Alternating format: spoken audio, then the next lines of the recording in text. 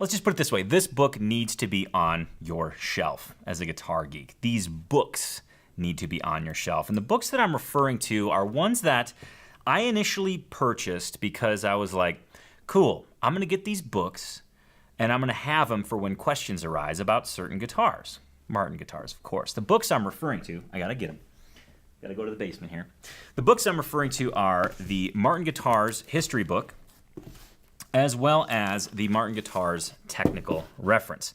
Now, both of these books are unbelievable. They are encyclopedias. They're absolutely incredible volumes of pure guitar geek goodness. Let's start first with the history book. Now, let's just say this. These books, credited authors on these books are Mike Longworth, who's obviously no longer with us. He passed in 2003. He was known as an amazing inlay artist.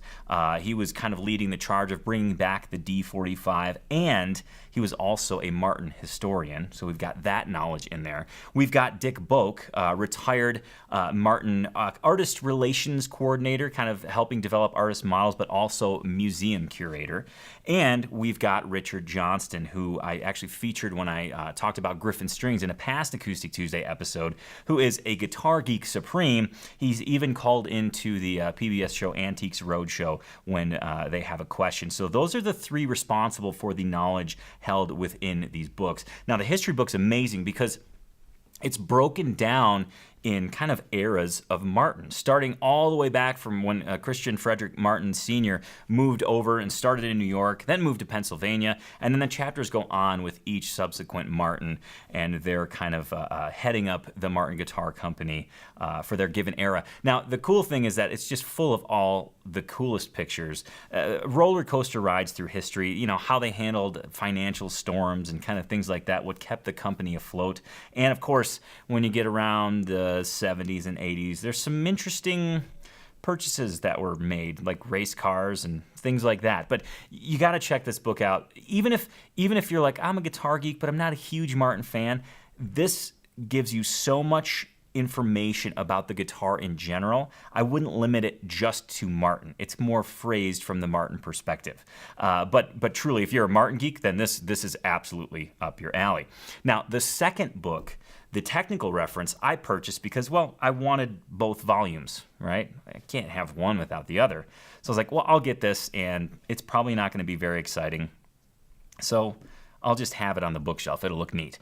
It's far from not exciting. In fact, this book is packed full of really valuable information. Production numbers from the various years. If you want to know how many 0018s were made in 1947, you can go ahead and look that up, right? You can also look up, gosh, what was a 0018? How much did that cost in 1936? You can look that up as well. Really fun, interesting factoids that as guitar geeks, I think we should feel obligated to know. But beyond that, what I found most valuable about the technical reference is that they go through the Martin nomenclature, right? When you see like HD16 RSHL, it's like, what does that even mean? Well, they go through each and every abbreviation in here so you can understand what that means. And there's one last thing. They actually break down all of the brands that Martin used to make guitars for. Right, so Martin would make the guitars, and these other brands would sell them under their name. Now, this is cool for a lot of reasons. Historically, it's amazing, but also it kind of gets you conjuring up those dreams of, gosh, if I'm ever at a pawn shop and I find a guitar made by this other company that looks old, maybe Martin made it. Well, if you read that book, you'll be able to figure out what those brands were and maybe score yourself a killer deal. So these books I strongly recommend. Again, these came out some years ago. I want to say 5 years ago. But I was thinking about items for the list today, and I thought these have to be on there because these are just a valuable resource to any guitar geek. So again, that's the Martin Guitars History Book as well as the technical reference. I'm going to put those down there because they were just, I was feeling dwarfed.